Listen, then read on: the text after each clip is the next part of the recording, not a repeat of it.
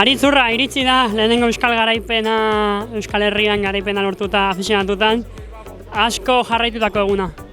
Bai, kosta zaigu hemen lortzea, ez? Azkenen bai Espainia mailan lortu diteula garaipen batzuk, baina hemen batzui begie botata eta hoitako batzan da lortu dugu eta guztua.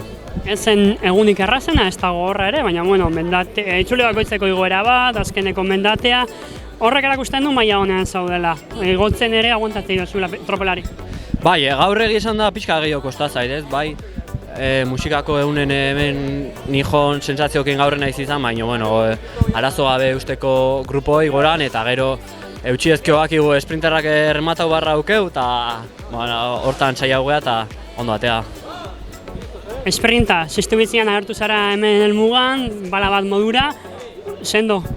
Bai, pixka gaizki kolokauta sartu naiz, atzeko rotonda, baina, banekin, baina izte pixka kontra jotzen zon, luze iten zala, pixka detxoin dut eta atean naizenen indarrakin eta ondo rematatzea izan dut. Inoizko edo azken urteetako esprinter belaunalderik hoberena dugunean, zuk gaur Euskal Esprinterren aldarria inazu?